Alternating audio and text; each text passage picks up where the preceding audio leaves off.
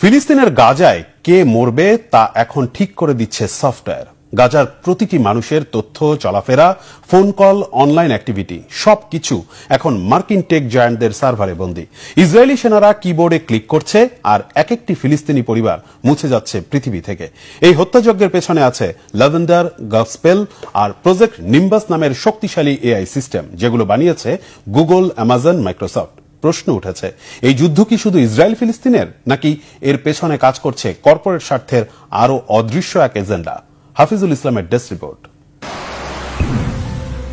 গাজায় ইসরায়েলি আগ্রাসন এখন অত্যাধুনিক যুদ্ধবিমান, ট্যাঙ্ক কিংবা ড্রোনেই সীমাবদ্ধ নেই, বরং এই যুদ্ধ চলছে কোডের ভাষায়, ক্লাউড কম্পিউটিংয়ে এবং কৃত্রিম বুদ্ধিমত্তার অদৃশ্য গাণিতিক ছকে। ঠান্ডা মাথায় চালানো হত্যাকাণ্ডে ব্যবহৃত ডিজিটাল অস্ত্রের পেছনে রয়েছে বিশ্বের প্রভাবশালী পশ্চিমা শক্তির মদদ। ল্যাভেন্ডার ও গসপেল নামের এআই সিস্টেম এবং বিশাল ডেটাবেস প্রযুক্তির সাহায্যে ইসরায়েল গুড়িয়ে দিচ্ছে একের পর এক ঘরবাড়ি, শিক্ষা প্রতিষ্ঠান, হাসপাতাল ও শরণার্থী শিবির। কিবোর্ডের এক একটি টোকায় খুন করা হচ্ছে শত শত ফিলিস্তিনিকে। ভয়ঙ্কর এই অভিযানে পাশে দাঁড়িয়েছে মাইক্রোসফট, গুগল ও অ্যামাজনের মতো যুক্তরাষ্ট্র ভিত্তিক টেক জায়ান্টরা। AP, Reuters, Middle East Eye সহ বিভিন্ন গণমাধ্যমের তদন্তে উঠে এসেছে এমন তথ্য। 2021 সালে গুগল ও অ্যামাজনের সঙ্গে ইসরায়েলের স্বাক্ষরিত প্রজেক্ট নিম্বাস চুক্তির পর থেকে এসব কোম্পানি নেতানিয়াহুর সেনাবাহিনী, গোয়েন্দা সংস্থা এবং সরকারের জন্য ডেটা সংরক্ষণ, বিশ্লেষণ ও নজরদারির প্ল্যাটফর্ম সরবরাহ করে আসছে। গাজার প্রতিটি নাগরিকের চলাফেরা, যোগাযোগের তথ্য, অনলাইন অ্যাক্টিভিটি সবকিছু এখন বন্দী টেক জায়ান্টদের কর্পোরেট ডেটা সেন্টারে। 2023 সালের 7 অক্টোবরের পরপরই অ্যামাজনের কাছে বাজার হারানোর ভয়ে তাড়াহুড়ো করে নিজেদের এআই টুলস ইসরায়েলকে দিতে চেয়েছিল গুগল।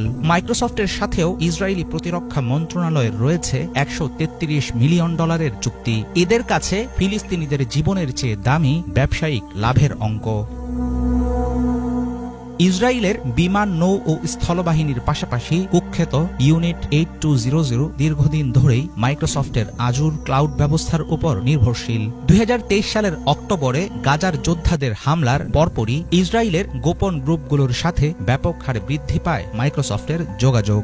প্রতিষ্ঠানটির কনসাল্টিং ইউনিটের আয়ের অর্ধেকেরও বেশি আসে এসব সামরিক প্রকল্প থেকে। এমনকি ইসরায়েলের অভ্যন্তরে প্রতিষ্ঠানটির একটি নিজস্ব দল কাজ করে সেনাবাহিনীর জন্য। প্লাস 972 ম্যাগাজিনে প্রকাশিত এক রিপোর্টে উঠে আসে এসব তথ্য। অত্যাধুনিক প্রযুক্তি দিয়ে কিভাবে একটি গোটা জনগোষ্ঠীকে ধ্বংস করা যায় তার নমুনা দেখাচ্ছেন ইসরায়েলের প্রধানমন্ত্রী বেনিয়ামিন নেতানিয়াহু। গোপন কোড নেম ব্যবহার করে নির্দিষ্ট ইউনিট বা প্রকল্পের জন্য এসব প্রতিষ্ঠানের তৈরি এআই সিস্টেম ও টেক সার্ভিসের শত শত সাবস্ক্রিপশন ব্যবহার করছে ইসরায়েলি সেনাবাহিনী। মামরাম, গ্লিলট ইত্যাদি ট্যাগে পরিচালিত হচ্ছে কৃত্রিম বুদ্ধিমত্তা চালিত তথ্য বিশ্লেষণ ও সেনা অভিযান। কম্পিউটার স্ক্রিনের সামনে বসে ইসরায়েলি সেনারা নির্ধারণ করে দিচ্ছে কারা বাঁচবে, কারা মরবে।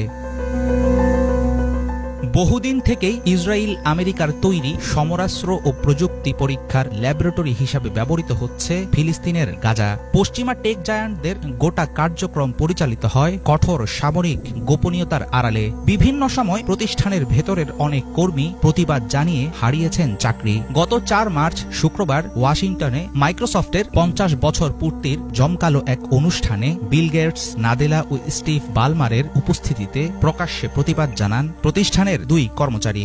ইসরায়েলি হত্যাযজ্ঞে প্রযুক্তি মুঘলদের গোপন মদদে নৈতিকতা ও মানবতাহীন এআই কি হয়ে উঠছে নির্বিকার এক খুনি?